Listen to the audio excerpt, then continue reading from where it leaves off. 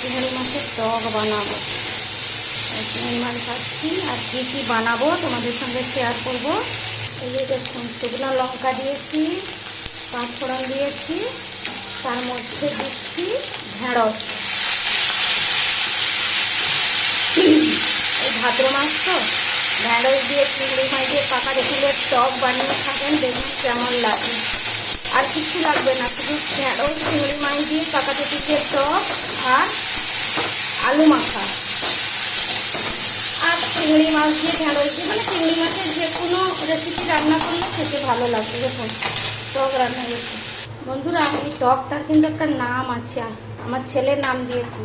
তেঁতুলটা পুরনো হয়ে গেছে তো কালো কালো লাগে, এই জন্য আমার ছেলের টকটার নাম দিয়েছে ভূত টক। যত কালো হবে আমার ছেলের কাছে ভূত টক হবে।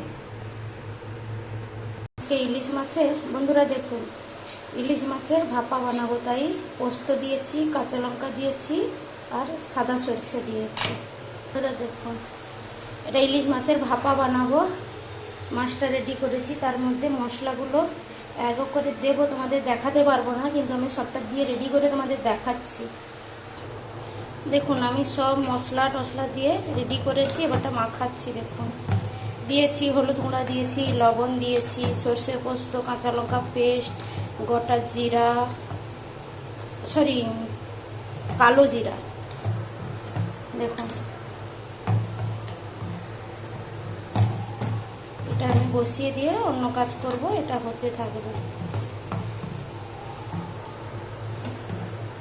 মশলাগুলো কি কি দিয়েছি বলেছি, আবার একবার বলছি। সাদা সরষা পোস্ত পেস্ট করেছি, তার মধ্যে কাঁচা লঙ্কা পেস্ট করেছি, আবার গোটা কাঁচা লঙ্কাও দিয়েছি কেটে, আর সরষের তেল, স্বাদ মতন লবণ, হলুদ, হালকা একটু স্বাদ মতন চিনি দিয়েছি, আর একটু জল দেবো আর একটু। দেখুন এটা কিন্তু এইভাবে এই বাটিতেই হবে, আমি কড়াই বানাবো না, বাটিতেই হবে।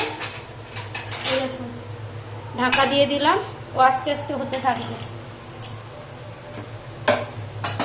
দেখুন প্রথমে একটু গ্যাসটা ফুল দেবো, তারপরে একটু হয়ে গেলে আমি গ্যাসটা কমিয়ে দেবো। এধারে তো ভূত টক হচ্ছে, আগে তো বলেছি ভূত টক।